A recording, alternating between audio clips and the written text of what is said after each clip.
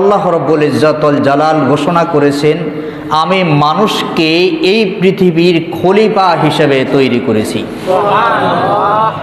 তাইলে সমস্ত মানুষের চাইতে, সমস্ত মাখলুকাতের চাইতে মানুষের মর্যাদা বেশি। আর বেশি এই কারণে যে আল্লাহ তাআলা ঘোষণা করছেন এই পৃথিবীর জন্য যত মাখলুকাত আছে সমস্ত মাখলুকাতের উপরে মর্যাদা বাড়িয়ে আল্লাহ তাআলা খলিফা হিসাবে নিযুক্ত করেছেন। সুবহানাল্লাহ। কি হিসাবে বানাইছে আল্লাহ? খলিফা হিসাবে। তো খলিফাদের কাজ কি? খলিফাদের কাজ হলো চারটা। কয়টা কাজ? চারটা কাজ। এক নাম্বার, খলিফারা এই পৃথিবীতে যখন আসলেন বা আসছেন, আল্লাহ রাব্বুল আলামিনের ওয়াহদানিয়তের সাক্ষ্য দিবেন যে আমি আল্লাহর সৃষ্টি, আল্লাহই আমাকে সৃষ্টি করেছে, আমার রব, আমার খালেক, আমার রাজ্জাক একমাত্র কে? আল্লাহ সুবহানাহু ওয়া তাআলা। দুই নাম্বার হচ্ছে, তারা যখন এই পৃথিবীর খলিফা,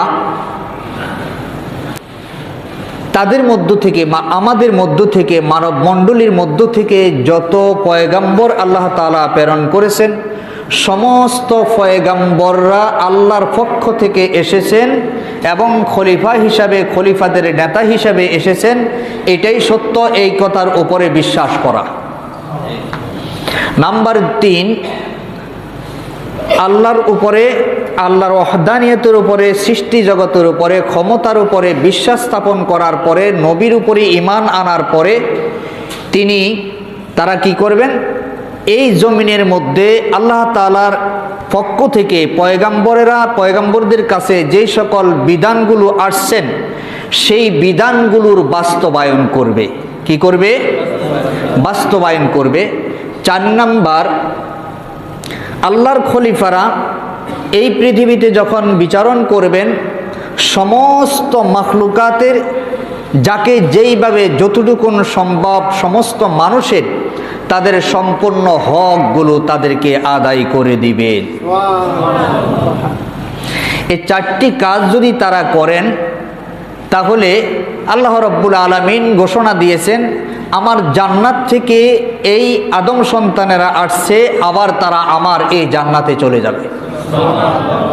এখন এই আশরাফুল মাখলুকাত মানুষ, এই খলিফা, আল্লাহর দেওয়া খলিফাগুলো 2 ভাগে বিভক্ত। কয় ভাগে বিভক্ত? 2 ভাগে বিভক্ত। একটা হচ্ছে ঈমানদার, একটা হচ্ছে বেঈমান। ভাগ কয়টা? 2টা।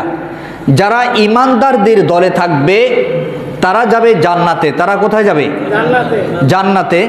যারা বেঈমানদের দলে থাকবে, তার মানে সৃষ্টি আল্লাহ করছে, কিন্তু আল্লাহ সৃষ্টি করার পরেও আল্লাহকে বিশ্বাস করতে চায় না, আল্লাহর সার্বভৌমত্বকে বিশ্বাস করতে চায় না, নবীরা যে আল্লাহর পক্ষ থেকে আসছে এই কথা বিশ্বাস করতে চায় না, নবীদের উপরে যে কিতাব আসছে এই কথা বিশ্বাস করতে চায় না, সমস্ত মাখলুকাতের রিজিক বহন যে আল্লাহ করেন এই কথার বিশ্বাস করতে চায় না। তারা কি? বেঈমান। তারা কি? বেঈমান। আর এই বেঈমানেরা সোজা আল্লাহর জাহান্নামে চলে যাবে। কোন জায়গায় যাবে? জাহান্নামে চলে যাবে। তাইলে আমরা মুসলিম, আমরা আল্লাহকে বিশ্বাস করছি, রসুলকে বিশ্বাস করছি, রসুলের উপরে যতগুলো বিধান আসছে, যত পয়গাম্বর আসছে, যত পয়গাম্বরের উপরে যত বিধান আল্লাহ জারি করছেন, আমরা সবগুলোর উপরে ঈমান আনছি। কেমন কথা, ঠিক না? আমরা সবগুলোর উপরে ঈমান আনার কারণে আমরা হইছি মুসলমান এবং মুমিন। আমরা কি হলাম? মুসলমান এবং মুমিন। আর এই মুমিনেরা আল্লাহর জান্নাতে যাবে। কোথায় যাবে? আল্লাহর জান্নাতে যাবে। এখন মুমিনেরা যাতে জান্নাতে যাইতে পারে, যাতে শয়তান এবং তগুতের রাস্তা অনুসরণ করে ধ্বংস না হয়ে যায়, সেই জন্যে আল্লাহ রাব্বুল আলামিন দিক নিদর্শনাবলী হিসাবে কালামে পাকের আয়াত নাজিল করছেন। কোন আলহামদুলিল্লাহ। কারণ হচ্ছে, আপনি যখন ঢাকা শহরের দিকে ঢুকবেন, এখন অনেক প্রাইভেট কারের ভাইয়েরা, যারা প্রাইভেট কার চালান, যারা অন্য গাড়ি চালান, যারা বাইক চালান, তারা সামনে এমন সুন্দরভাবে মোবাইল সেট করে রাখে কোন রাস্তায় জ্যাম আছে, কোন রাস্তা নাই, এটা তারা দেখতে পায়। তখন কি করে? তখন যে রাস্তা জ্যাম বেশি ওই রাস্তা আর ঢুকে না, যে রাস্তা জ্যাম কম ওই রাস্তা দিয়ে কী করে তার গন্তব্যে সে চলে যাইতে সহজ হয়ে যায়, ওই রাস্তায় সে সহজে চলতে পারে। এখন এই যে ম্যাপটা করলেন, এই ম্যাপটা কি মানুষে করছে না আল্লাহ দিছে? মানুষে করছে। কে করছে? মানুষে করছে। কারণ মানুষকে আল্লাহ তাআলা এই বিবেক দিয়েছেন, বুদ্ধি দিয়েছেন, জ্ঞান দিয়েছেন। জঙ্গলের হিংস্র প্রাণীকে আল্লাহ এই জ্ঞান দেন নাই, দিছেন? সমুদ্রের তলদেশে যে মাছ বাস করে, আমাদের জমিনের উপরে গাড়ি কেমনে চালাইতে হবে এটা কি তিমি মাছ জানে? অন্য কোনো মাছে জানে? জানে না। তাহলে এটা জানে, এই বিবেককে, এই বিবেক আল্লাহ কাদেরকে দান করছে? আশরাফুল মাখলুকাত মানুষকে দান করছে। এই মানুষ এতটুকুন বিবেকবান হওয়ার পরে ম্যাপ ঠিক করে বলতে পারে যে আমেরিকা থেকে বলা যায় বাংলাদেশের আকাশ সীমায় কি আছে, বলতে পারে কিনা? বাংলাদেশ থেকে বলতে পারে আমেরিকার আকাশ সীমায় কি আছে, বলতে পারে কিনা? এতটুকুন প্রযুক্তি যারা বাহির করলো তারা তো আল্লাহর খলিফা মানুষ, কি বলেন? মানুষ না? তো এতটুকুন যদি তারা বাহির করে যদি বিশ্বকে এমন সুন্দরভাবে নিয়ন্ত্রণ করতে পারেন, তাহলে আল্লাহর জগতের মধ্যে, সৃষ্টি জগতের মধ্যে মাখলুকাত যারা আছেন এদের কি আল্লাহ নিয়ন্ত্রণ করতে আরো সহজভাবে সক্ষম না? সক্ষম। তো আল্লাহ রাব্বুল আলামিন বলেন, আমি শুধু সক্ষমই না, বরঞ্চ তাদেরকে আমি আল্লাহ যে মর্যাদা দিছি, তাদের মর্যাদা তারা যদি রক্ষা করে, আমি আল্লাহ তাদেরকে জান্নাতের সুসংবাদ দিয়েছি। আর যদি এই মর্যাদা তারা রক্ষা না করে, তাইলে আমি জাহান্নামের সংবাদও দিয়েছি। তাইলে আমরা আশরাফুল মাখলুকাত এবং মুসলমান হয়ে সমস্ত মানুষের মধ্যে সেরা হয়েছি। তাইলে আমরা যেতে চাই কোথায়? বলেন, আমরা কোথায় যেতে চাই? আল্লাহর জান্নাতে যেতে চাই। এখন আল্লাহর জান্নাতে যদি আমরা যাইতে চাই, তাহলে আল্লাহ তাআলা কিছু দিক নির্দেশন দিয়েছেন। এই দিক নির্দেশনগুলো অনুপাতে, এই ম্যাপ অনুপাতে চললেই তো আমাদের গন্তব্য, আমরা জান্নাতে যাওয়া আমাদের জন্য সহজ হবে। কি বলেন? সহজ হবে না? আর যদি আমরা ম্যাপ মতো না চলি, আল্লাহর ম্যাপের বাইরে, রাসূল সাল্লাল্লাহু আলাইহি ওয়াসাল্লামের বাতানো ম্যাপের বাইরে যদি আমরা চলতে যাই, তাহলে ওই যেরকম জামের মধ্যে পড়ে থাকতে হবে, ম্যাপ থেকে যখন সরে যাবে যেরকম অ্যাক্সিডেন্ট করতে হবে, এমনিভাবে আমরা ঈমান হারা হয়ে মরতে হবে। এমনিভাবে আমরা কি হারা হয়ে মরতে হবে? ঈমান হারা হয়ে মরতে হবে। তো একজন মানুষের মর্যাদার দাম কখন থাকে? যখন তার ঈমান থাকে। যখন তার কি থাকে? ঈমান থাকে। যখন তার ঈমান থাকে না, তখন খাঁচার কোনো দাম আর থাকে না। যখন খাঁচার দাম থাকে না, তখন আল্লাহ ও তার রসুলের কাছে এবং ফেরেশতা মণ্ডলীদের কাছে এবং সৃষ্টিকুলের সমস্ত মাখলুকাতের কাছে ওই ব্যক্তির রূহেরও দেহেরও কোনো মর্যাদা এবং সম্মান থাকে না। কোন নাউজুবিল্লাহ। তখন সে কি হয়ে যায়? বেদামা হয়ে যায়। কি হয়ে যায়? বেদামা হয়ে যায়। বিশাল বড় রাস্তা, এই রাস্তার উপরে যখন একটা ফুল বা কালভার্ট করা হলো, করার পরে অনেক দিন চলে গেল। এখন এই রাস্তার চলার গতি যেইভাবে, এবং নদী বড় হয়ে গেছে, আরেকটা কালভার্ট বড় করে করা দরকার, ফুল আরেকটা বড় করে করা দরকার। যখন ওটা করা শেষ হয়ে যায়, তখন আগে যেটা করছে ওটার কি আর মূল্য থাকে? ওটার আর মূল্য থাকে না। তাইলে বড় সুড়ঙ্গ, বড় রাস্তা, বড় কলিজা হচ্ছে মুসলমানদের। কার? মুসলমানদের। তখন ওই যে পুঁটি মাছের কলিজা আর পুঁটি মাছের সম্মানের সমান, ওই কালভার্ট যেমন বেদামা হয়ে যায়, ঠিক এমনিভাবে আল্লাহর জান্নাতি মেহমান আর থাকে না। তখন সে ওই ফুলের মতো বেদামা হয়ে যায়। তখন ওই যে এসকারাবার বাঙ্গারিরা ফিরাইয়া ফিরাইয়া নিয়ে বিক্রি করে। কি বিক্রি করে কিনা? করে। ঠিক এমনিভাবে তখন তাদের ভিতরে শয়তান গ্রাস করে ফেলে। শয়তান যখন গ্রাস করে ফেলে, তখন আর তার মর্যাদা থাকে না। তখন সে নানান কাজে লিপ্ত হইয়া, জর্জরিত হইয়া, মদ, গাঁজা, ফেন্সিডিল থেকে শুরু করে যত রকমের অপকর্ম আছে সব তার পক্ষে করা সম্ভব হয়ে যায়। আর এগুলো করতে করতে শেষ পর্যন্ত সে বেঈমান হয়েই মারা যায়। ঈমান আর নসিব হয় না। তো আল্লাহ রাব্বুল আলামিন বলেন, وهو الذي جعلكم খলাইফাল আরদি ওয়া রাফা বা'দাকুম ফাওকা বা'দিন দারাজাতিল লিয়াবলুয়াকুম ফীমা আতাকুম ইন্না রাব্বাকা সারিউল ইকাব ওয়া ইন্নাহু লাগফুরুর রহিম। আল্লাহ রাব্বুল আলামিন সূরাতুল আনআমের 165 নম্বর আয়াতে কারিমার মধ্যে বলেন, সূরাতুল আনআম হচ্ছে 6 নম্বর সূরা। আল্লাহ রাব্বুল আলামিন ইরশাদ করেন, আর তিনি সেই সত্তা যিনি তোমাদেরকে জমিনের খলিফা হিসেবে তৈরি করেছেন, নিযুক্ত করেছেন এবং তোমাদের কতকের উপরে মর্যাদা দান করেছেন, সম্মান দান করেছেন, যাতে তিনি তোমাদেরকে যা প্রদান করেছেন তাতে তোমাদের পরীক্ষা করে থাকেন। নিশ্চয় তোমার রব অতি দ্রুত শাস্তি দানকারী এবং নিশ্চয় তিনি ক্ষমাশীল এবং পরম দয়ালু। সুবহানাল্লাহি ওয়া বিহামদিহি। তাহলে 1 নম্বরে বললেন ওহুয়াল্লাযী জাআলাকুম খলাইফাল আরদি, তিনি সেই সত্তা, সেই আল্লাহ রাব্বুল আলামিন যিনি আমাদেরকে মানুষকে খলিফা হিসাবে পৃথিবীতে কি করছেন? প্রেরণ করছেন, সৃষ্টি করছেন। বলেন না, কথা বলেন না। কি হিসাবে তৈরি করছেন? খলিফা হিসাবে তৈরি করছেন। এরপরে কি করলেন? ওয়ারাফা বা'দাকুম ফাওকা বা'দিন, এবং তোমাদের কিছু সংখ্যককে কিছু সংখ্যকের উপরে মর্যাদা এবং সম্মান দান করেছেন। কি দান করেছেন? সম্মান দান করেছেন। গরিবের উপরে ধনীর মর্যাদা আছে না নাই? এরপরে ফকির মিসকিনের কাছে যারা ফকির মিসকিনদেরকে যারা দেয় তাদের মর্যাদা আছে না নাই? আছে। এমনিভাবে উঁচু নিচু, বড় লোক ছোট লোক, ধনী গরিব, শিক্ষিত অশিক্ষিত, আলেম ওলামা, এইভাবে মুসল্লি সাধারণ মানুষ আলাদা আলাদাভাবে আল্লাহ তাআলা কি দিয়ে সৃষ্টি করছেন? মর্যাদা দিয়ে, সম্মান দিয়ে সৃষ্টি করেছেন। তো এমনিভাবে কাউকে ক্ষমতা দিয়ে সম্মান দান করছেন, আবার কারো থেকে ক্ষমতা নিয়ে আবার কি করছেন? ক্ষমতা না দেওয়াও পরীক্ষা, ক্ষমতা দেওয়াও পরীক্ষা। মুরব্বী বানাইয়া সম্মান দেওয়া, এটাও পরীক্ষা। আবার ছোট রেখে স্নেহের পাত্র বানাই দেওয়া, সেটাও পরীক্ষা। বড় লোক বানাই দেওয়া, সেটাও কি পরীক্ষা। আর ছোট লোক বানাই রাখা, সেটাও কি পরীক্ষা।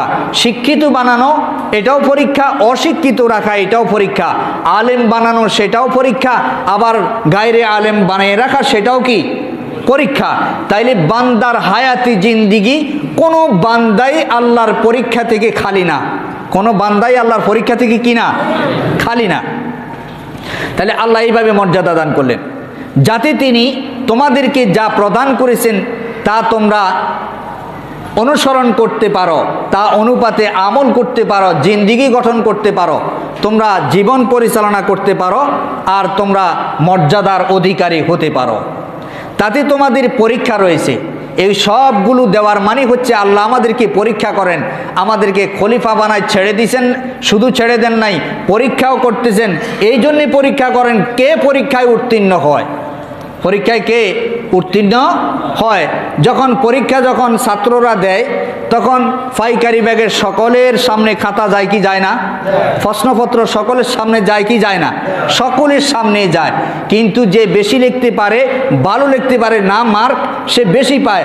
আর যে লিখতে পারে না, কম লিখতে পারে, ভুল লেখে, সে কি পাস করে না ফেল করে? ফেল করে। তা আল্লাহ তাআলা এইখানেও জমিনেও সৃষ্টি করে ছেড়ে দিয়েছেন কারা পরীক্ষায় উত্তীর্ণ হয়ে জান্নাতের মেহমান হয়ে তার নিজস্ব গন্তব্যে পৌঁছতে পারে, সেই জন্যে আল্লাহ পরীক্ষা করেন। এরপরে কি করেন? নিশ্চয়ই তার রব অতি দ্রুত শাস্তি দানকারী। তার মানে হচ্ছে যারা পরীক্ষা পাশ করবে না, আল্লাহর পরীক্ষাকে প্রাধান্য দিবে না, আল্লাহ যে পরীক্ষা করতেছেন এই কথা বুঝতে চাবে না, এই অনুপাতে শয়তানের ওয়াসওয়াসা থেকে বেঁচে থাকার চেষ্টা করবে না, তাদের কি আল্লাহ কি করবেন? শাস্তি দিবেন। তার মানে জালিম কাউমকে আল্লাহ কি করবেন? শাস্তি দিবেন। এরপরে এবং নিশ্চয়ই তিনি ক্ষমাশীল এবং পরম দয়ালু। হ্যাঁ, তারা যদি ফিরে আসে, তারা যদি আল্লাহর কাছে ক্ষমা চায়, আল্লাহর কাছে মাপ চায় যে আল্লাহ আমরা ভুল করেছি, হায়াতি জিন্দিগি তো অনেক পাপ করেছি, অনেক ভুল করেছি, আল্লাহ তুমি এখন আমাদেরকে মাফ করে দাও। আল্লাহ বলেন আমি পরম দয়ালু, বান্দা চাইতে দেরি হয়, আমার ক্ষমা করতে দেরি হয় না। বলেন না আল্লাহু আকবার। তাহলে আল্লাহ বুঝে গেল আমাদেরকে ক্ষমা করার জন্য অপেক্ষা করতেছে, শুধু বান্দা চাইতে দেরি, শুধু বান্দা কি চাইতে দেরি, আর আল্লাহ ক্ষমা করতে দেরি হয় না। এরপরে আল্লাহ তাআলা সূরাতুল আনআমের 159 নম্বর আয়াতের মধ্যে বলেন, ইন্নাল্লাযীনা ফাররাকু দীনাকুম ওয়া কানু শিয়াল লাস্তা মিনহুম ফি শাইইন ইন্নামা আমরুহুম ইলাল্লাহ সুম্মা ইউনাব্বিউহুম বিমা কানু ইয়াফআলুন। আল্লাহ রাব্বুল আলামিন ইরশাদ করেন, নিশ্চয় যারা তাদের দিনকে বিচ্ছিন্ন করেছে এবং দল উপদলে বিভক্ত করেছে, তাদের কোনো ব্যাপারে তোমার দায়িত্ব নেই, তাদের বিষয়টি তো আল্লাহ রাব্বুল আলামিনের নিকটে। অতঃপর তারা যা করে তিনি তাদেরকে সেই বিষয়ে অবগত করবেন, এটাই হলো তার দায়িত্ব। আল্লাহ তাআলা পয়গম্বরদেরকে পাঠিয়েছেন যে সমস্ত দুনিয়ার মানুষেরা যাতে কাফের মুশরিকদের গোলামি করে, মূর্তি পূজা করে বিভিন্নভাবে নিজের হায়াতি জিন্দিগিকে ধ্বংস না করে দেয়, এবং সারা পৃথিবীর সমস্ত মানুষগুলো যাতে আল্লাহকে না ভুলে যায় এবং আল্লাহ তার রাসূলের বাতলানো পথকে যাতে অনুসরণ করে, সেই জন্যে আল্লাহ তাআলা কি করলেন, কিতাবও দিলেন, নবীও পাঠালেন। সেজন্য কিতাবও দিলেন, নবীও পাঠালেন। তাইলে যারা রাসূলের দলের অন্তর্ভুক্ত হয়েছে, কোরআনের বিধানের উপরে আমল করেছে, এই দলে শামিল হয়েছে, তারা হলেন জান্নাতি। তারা কি জান্নাতি। যারা এই দল থেকে বের হয়ে গেছে, রাসূলের দল এবং আল্লাহর দলের বাহিরে চলে গেছে, আল্লাহ তার রাসূলের দল থেকে মুখ ফিরে নিয়েছে, নিজেদের খেয়াল খুশি মতো তারা চলাফেরা করছে, জীবন পরিচালনা করছে, নামাজেও তারা আল্লাহর হুকুমের উপরে গুরুত্ব দেয় নাই, রোজা রাখতেও আল্লাহর হুকুমের উপরে গুরুত্ব দেয় নাই, হজ করতেও আল্লাহর হুকুমের উপরে গুরুত্ব দেয় নাই, যাকাত দিতেও আল্লাহর হুকুমের উপরে গুরুত্ব দেয় নাই। এই জন্যে আল্লাহ তাআলা রাখছেন তাদের জন্য জাহান্নামের শাস্তি। কোন নাউজুবিল্লাহ। তাহলে এক কথায় যারা দল উপদলে বিভক্ত করেছে তারাই ধ্বংস হয়েছে। তারা কি হয়েছে? ধ্বংস হয়েছে। আর যারা দল উপদলে বিভক্ত হয় নাই, বিভক্তির সৃষ্টি করে নাই, বরঞ্চ এক কালিমার ছায়াতলে, কালিমার পতাকা ছায়াতলে যারা ছিল, কালিমার পতাকার নিচে ছিল এবং আছে, কিয়ামত পর্যন্ত থাকবে, আল্লাহ তাআলার ঘোষণা, তারাই হলেন আমার জান্নাতি মেহমান। দুনিয়াতে থাকতে তারা সম্মানিত, কবরে গেলেও তারা সম্মানিত, হাসরের ময়দানেও তারা সম্মানিত হয়ে উঠবে। কোন সুবহানাল্লাহ। তাহলে আমরা সেই সম্মানিত মানুষ হতে চাই না, কি বলেন? কারণ আমরা কি আল্লাহর খলিফা। আমরা কি আল্লাহর খলিফা। সমস্ত দুনিয়ার মানুষগুলো কার খলিফা? আল্লাহর খলিফা। তা আল্লাহ বলেন, হে আমার খলিফারা, আমি আল্লাহ তো একজন, এবং প্রত্যেক কওমের জন্য, গোত্রের জন্য আমি আলাদা আলাদা নবী প্রেরণ করেছি। প্রত্যেক নবী রাসূলরা তোমাদেরকে যেই দিনের দিকে আহ্বান করছে, সেই দিনটাই হলো আমার দিন। আর আমার দেওয়া দিনের ভিতরে থেকে আমার দলভুক্ত হইয়া, আমার পয়গাম্বরদের, মুমিনদের দলভুক্ত হইয়া যদি তোমরা চলতে পারো, নামাজি, রোজায়, হজ, যাকাতে, সমাজে, রাষ্ট্রে, প্রত্যেকটি ক্ষেত্রে যদি তোমরা আমল করতে পারো, তাইলে আমার পয়গাম্বরের সঙ্গে, আমার নেতার সঙ্গে, আমার দেওয়া সর্দারের সঙ্গে তোমরা আল্লাহ আমার জান্নাতে প্রবেশ করবে। আর যখন তোমরা দল উপদলে বিভক্ত করে ফেলবে, তখন ওই যে বকরির ফাল, যেরকম বকরিতে ফাল থেকে বকরি যেরকম ছুটে গেলে ধ্বংস হয়ে যায়, বাঘের খপ্পরে পড়ে যায়, বানরের খপ্পরে পড়ে যায়, অন্য শিকারীর খপ্পরে পড়ে যায়, এমনি ভাবে তোমরা সমাজ এবং রাষ্ট্র সমস্ত মুমিনদের দল থেকে আলাদা হয়ে গেলে শয়তান তোমাদেরকে গ্রাস করে দুনিয়াতেও ধ্বংস করবে, আখিরাতেও তোমাদেরকে ধ্বংস করবে। কোন নাউজুবিল্লাহ। তাইলে আমরা কি ধ্বংস হতে চাই না মুমিন হতে চাই? মুমিন হতে চাই। আমরা কামিয়াব হতে চাই। আল্লাহ আমাদের সকলকে কামিয়াব করুক, বলি আমিন। তা আল্লাহ রাব্বুল আলামিন বলেন, তাদের বিষয় আল্লাহর কাছে অবগত আছে। তাদের কোনো বিষয় সম্পর্কে হে রাসূল আপনার কি নাই, দায়িত্ব নাই, আপনার দাওয়াতের কাজ আপনি দাওয়াত করুন। তারা যদি মানে তাদের কপাল ভালো হবে, তারা আমার জান্নাতে প্রবেশ করবে। আর তারা যদি না মানে তাদের কপাল খারাপ, তারা ধ্বংস হয়ে যাবে। সুতরাং ওই হিসাব আপনার দেওয়া লাগবে না, আপনার কোনো দায়িত্ব নাই তাদের উপরে। আমি আল্লাহ সিদ্ধান্ত নিয়েছি তাদেরকে শাস্তি দেব, তবে আপনি তাদেরকে দাওয়াত করবেন হেদায়েতের জন্য, তারা যাতে হেদায়েত প্রাপ্ত হতে পারে। আপনি আমার ক্যাসেট বাজায়া যাবেন। তাহলে পয়গাম্বরেরা কার ক্যাসেট বাজাইছে? আল্লাহর ক্যাসেট বাজাইছে। আর পয়গাম্বরের সেই এলেম আল্লাহ তাআলা যাদেরকে শিক্ষা দিয়েছেন তারাও কার ক্যাসেট বাজায়? আল্লাহর ক্যাসেট বাজায়। আল্লাহর দেওয়া সেই কথাগুলোই তারা বলে থাকে। আর আল্লাহর দেওয়া কথাগুলো যদি বলে থাকে, কারো ভালো লাগবে কারো খারাপ লাগবে, এইটাই স্বাভাবিক। কেমন কথা, ঠিক কিনা? এইটাই ঠিক। আর যাদের খারাপ লাগবে বুঝতে হবে ইমানের সমস্যা। কিসের সমস্যা? ইমানের সমস্যা। যাদের কাছে ভালো লাগবে তাদেরকে বুঝতে হবে যে তাদের ভিতরে ইমান আছে। আর আল্লাহ তাআলা বলছেন, ইন্নামাল মুমিনুনাল্লাযীনা ইযা যুকিরাল্লাহু ওয়াজিলাত কুলুবুহুম, যাদের ভিতরে ইমান আছে তারা আল্লাহর কালাম শোনার সঙ্গে সঙ্গে নিজেদের ভুলগুলোকে বুঝতে পেরে নিজের ভিতরে অনুশোচনা চলে আসবে আর আল্লাহর কাছে সঙ্গে সঙ্গে তওবা করার চেষ্টা করবে। তার মানে ইমানের আগুন তাদের ভিতরে জ্বলে উঠবে। ইমানের আগুন তাদের ভিতরে কি করবে? জ্বলে উঠবে। আর যখন তারা আল্লাহর কালাম শোনার পরেও তাদের কাছে ভালো লাগবে না, বুঝতে হবে তারা মুনাফিক। তাদের কলিজার মধ্যে শয়তানের জাল বেঁধে আছে, যার কারণে তাদের কাছে কি লাগে? খারাপ লাগে। আর এই খারাপ লাগার কারণে আল্লাহ ঘোষণা দিয়েছেন তারা আমার মুমিন হতে পারবে না। কারণ ফি কুলুবিহিম মারাদুন ফাজাদাহুমুল্লাহু মারাদা ওয়া লাহুম আযাবুন আলীমুম বিমা কানু ইয়াকযিবুন। কারণ হচ্ছে আল্লাহ তাআলা স্পষ্ট ঘোষণা করছেন সূরাতুল বাকারার শুরু দিকেই যে যারা মুনাফিক হবে, যারা কমিন হবে, বেঈমান হবে, আর তারা আল্লাহর বিধানকে, আল্লাহর কোরআনকে, তারা নামাজ, রোজা, হজ, যাকাত থেকে শুরু করে ভালো কোনো কাজের মধ্যে তারা থাকতে পারবে না। কারণ তাদের ওই যে তাদের ভিতরে বেঈমানির একটা চেতনা, গোমরাহির একটা ভাব, ওইটা তাদের ভিতরে কাজ করতে থাকবে।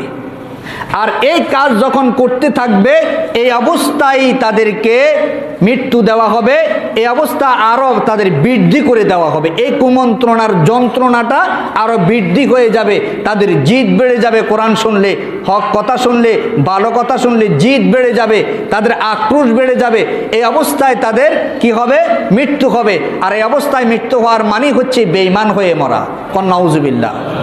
আল্লাহ রাব্বুল আলামিন এরপরে বলেন, অহুম ইয়ানহাউনা আনহু ওয়া ইয়ানআউনা আনহু ওয়া ইয়ুহলিকু লিকুনা ইল্লা আনফুসাহুম ওয়া মা ইয়াশউরুন।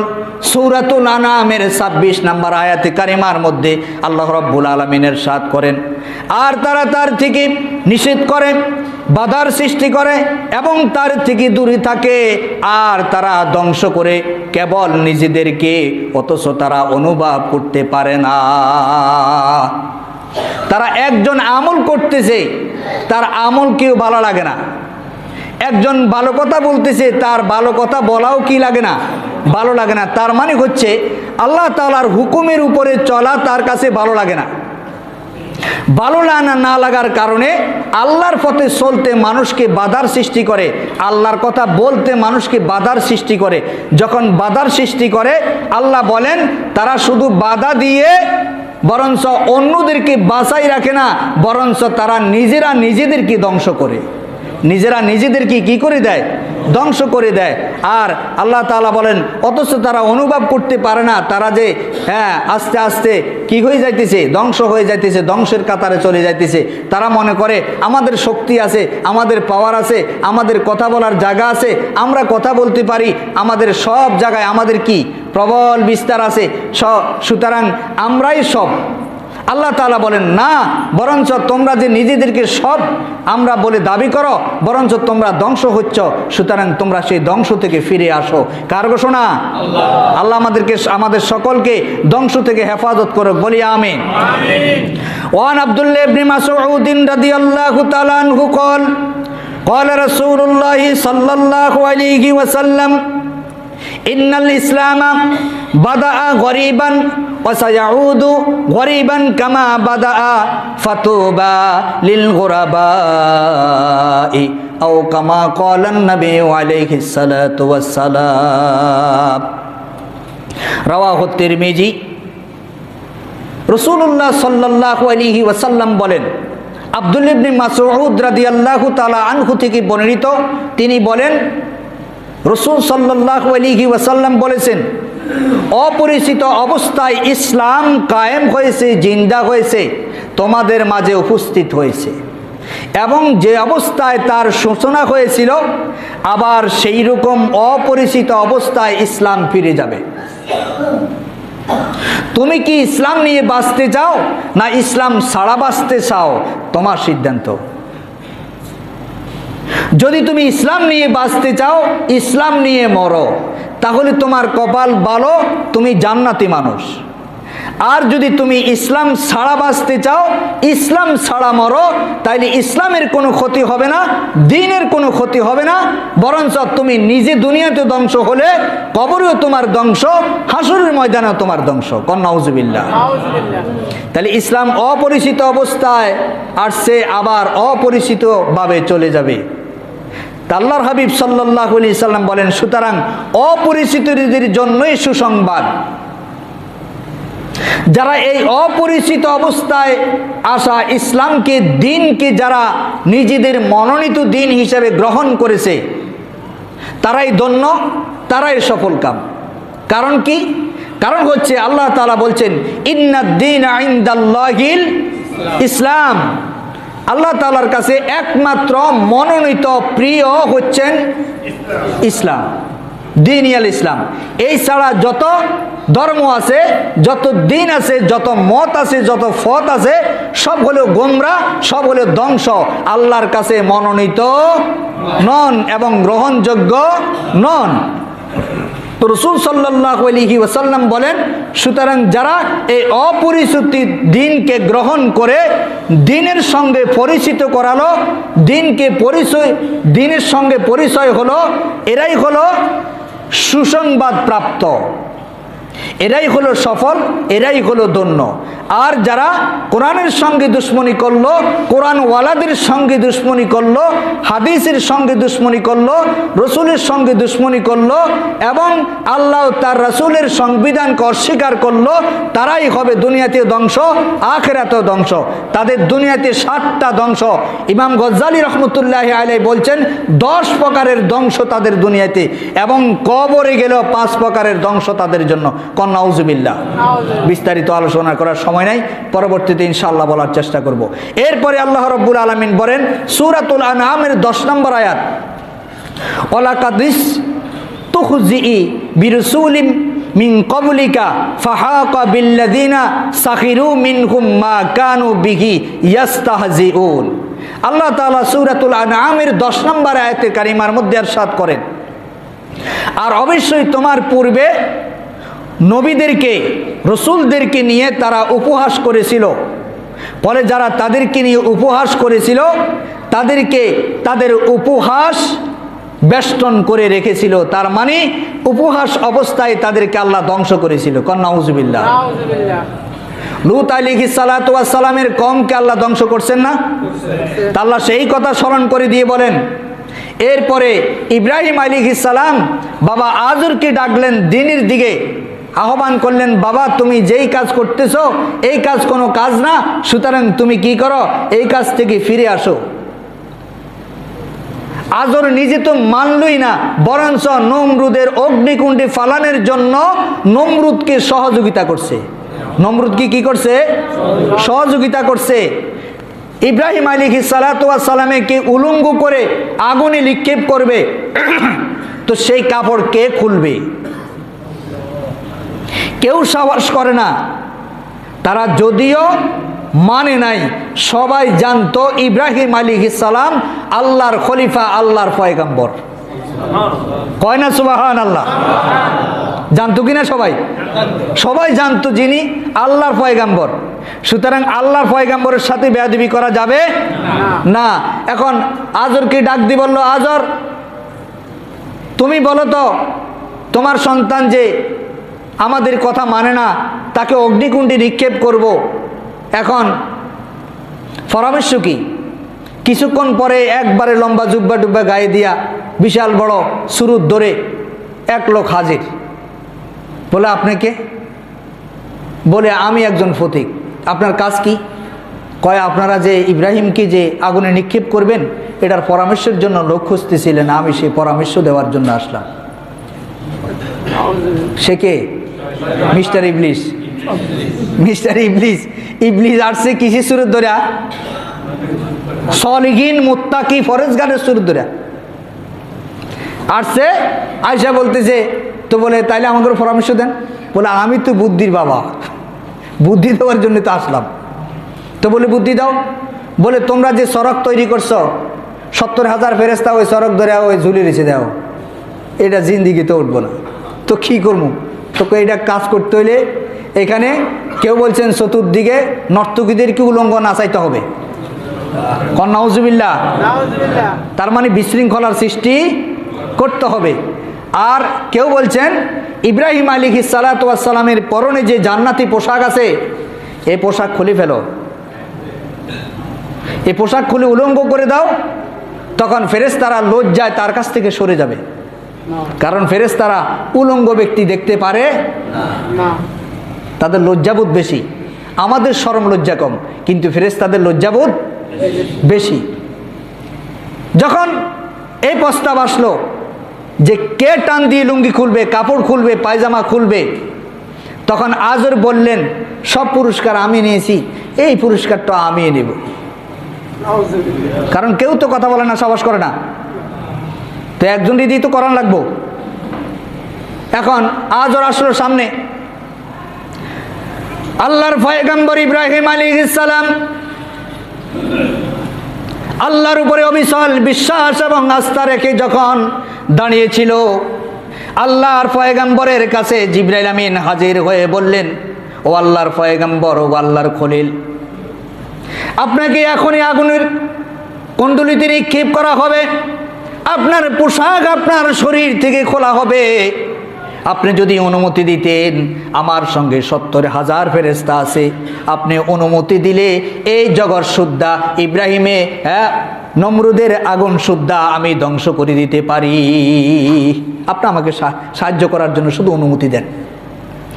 আল্লাহর পয়গম্বর ইব্রাহিম আলাইহিস সালাম বললেন, ওরে জিবরাইল শোনো, তুমি হলে আল্লাহর ফেরেশতা জিবরাইল, তোমাকে আল্লাহ নির্ধারণ করেছে মাখলুকের কাছে, পয়গম্বরদের কাছে দ্রুত হিসেবে তুমি আসা যাওয়া করবে, আল্লাহর সংবাদ আনবে আর সংবাদ নেবে, এতটুকুন তোমার কাজ।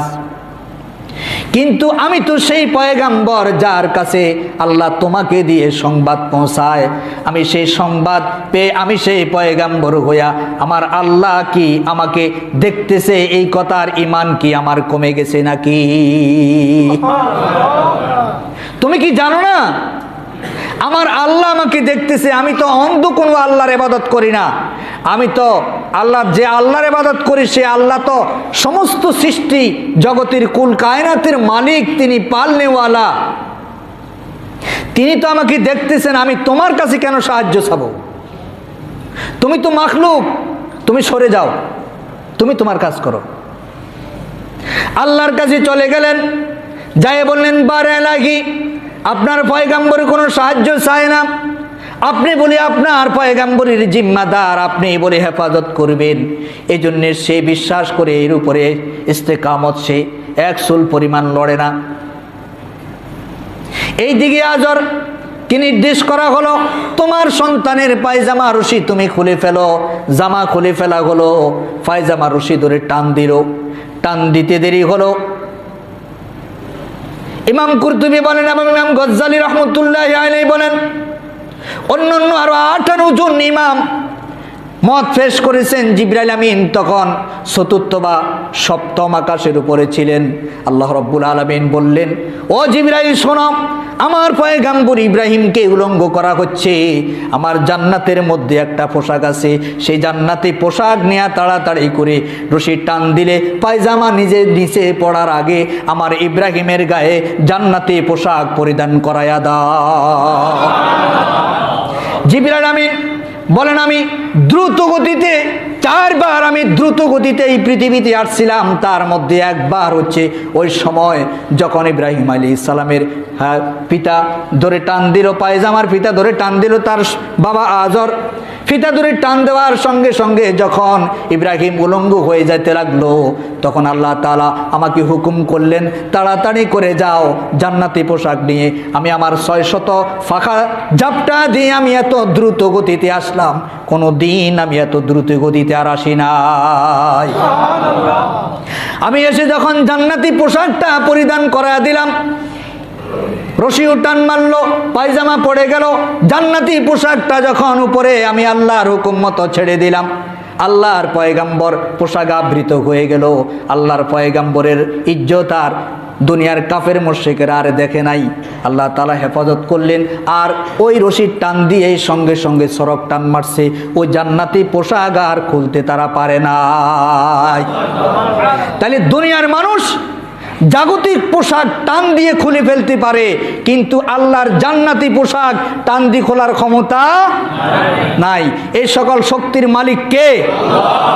ওয়ান উসামাতা ইবনে যায়েদ রাদিয়াল্লাহু তাআলা আনহুমা قال أشرف النبي صلى الله عليه وسلم على أطم من أطام المدينة ثم قال هل ترون ما أرى إني أرى مواقع الفتن خلال بيوتكم كمواقع القطر أو كما قال النبي عليه الصلاة والسلام। উসামা ইবনে যায়েদ রাদিয়াল্লাহু তাআলা আনহু থেকে বর্ণিত, তিনি বলেন, একদিন নবীজি সাল্লাল্লাহু আলাইহি ওয়াসাল্লাম মদিনার একটি টিলার উপরে দাঁড়ালেন এবং আমাদেরকে ডাক দিয়ে বললেন, ও দুনিয়ার মানুষ শুনে রাখো, ও আমার সাহাবীরা শুনে রাখো, আমি যা দেখি তোমরা কি তা দেখো? তারা বললেন, না, আমরা তা দেখি না। রাসূল সাল্লাল্লাহু আলাইহি সাল্লাম বললেন যে আমি দেখতে পাচ্ছি প্রতিটি মানুষের ঘরের মধ্যে বৃষ্টির পোড়ার মতো ফিতনা ঢুকতেছে। নাউজুবিল্লাহ। এই ফিতনা আজকের এই ঘরে ঘরে আছে না নাই? দল উপদলে বিভক্ত আছে না নাই? আল্লাহ তাআলা বলেন, তোমাদেরকে আমি জমিনের খলিফা তৈরি করলাম, বানালাম, তোমরা দল উপদলে তৈরি হবা কেন? এটা তো শয়তান তোমাদেরকে ওয়াসওয়াসা দিয়ে সব কাজ করতেছে। সুতরাং শয়তানের আনুগত্য করিও না, শয়তানের পদঙ্কন অনুসরণ করে নিজেদেরকে ধ্বংস করে দিও না। নিজেদেরকে যদি ধ্বংস করে দাও, আল্লাহ তার রাসূলের কোনো ক্ষতি হবে না, দ্বীনেরও কোনো ক্ষতি হবে না, বরঞ্চ তোমার নিজেরই ক্ষতি হবে। ফলে যারা তাদের প্রতি, রাসূলের প্রতি, আল্লাহর প্রতি উপহাস করেছিল, তাদেরকে এই উপহাস বেষ্টনী করে রাখছিল, আর এই উপহাসে তাদেরকে কি করছিল? ধ্বংস করেছিল। তাহলে এই উপহাস নবীদের সময় ছিল, এখনো আছে না নাই? কিয়ামত পর্যন্ত ঈমানদারদেরকে, দ্বীনের দাঈদেরকে উপহাস করেনেওয়ালা লোক থাকবে কি থাকবে না? আল্লাহ রাব্বুল আলামিনের কাছে আমরা দোয়া করব, আল্লাহ পাক যাতে এই উপহাস থেকে তামাম দুনিয়ার সমস্ত মুসলমানদেরকে, আমাদেরকে, সমাজকে, দেশকে আল্লাহ তাআলা হেফাজত করে, বলি আমিন। আল্লাহ তাআলা আমাদেরকে খলিফা বানায়া যেইভাবে আমাদেরকে সম্মান এবং মর্যাদা দান করেছেন, সেই খলিফার দায়িত্ব আমরা সঠিকভাবে আদায় করে আল্লাহর জান্নাতি মেহমান হতে পারি, সেই তৌফিক আল্লাহ সুবহানাহু ওয়া তাআলা দান করেন, বলি আমিন। সেই হাদিসটিও আজকে এনেছিলাম যে রাসূল সাল্লাল্লাহু আলাইহি সাল্লাম বলেছেন, ইহুদিরা, খ্রিস্টানরা, নাসারারা 72 বা 71 বা 72 দলে বিভক্ত হয়েছিল, আর আমার উম্মত হবে 73 দলে বিভক্ত। সুতরাং যারা আমার আল্লাহ তাআলার বিধান ও রাসূল সাল্লাল্লাহু আলাইহি সাল্লামের বাতলানো রাস্তা অনুসরণ করবে, তারাই একমাত্র মুক্তি পাবে, বাকি সবাই আল্লাহর জাহান্নামে চলে যাবে। নাউজুবিল্লাহ। আল্লাহ পাক আমাদেরকে ওই 73 কাতারের অন্তর্ভুক্ত করে, অভিশপ্ত জাতি করে আল্লাহ তাআলা যাতে আমাদেরকে দুনিয়ায় তো না রাখেন, কবরেও না নেন, হাসরের ময়দানেও না নেন, আল্লাহ তাআলা আমাদের সকলকে হেফাজত করে, বলি আমিন। ওয়া আখির দাওয়ানা আনিল হামদুলিল্লাহি রাব্বিল আলামিন।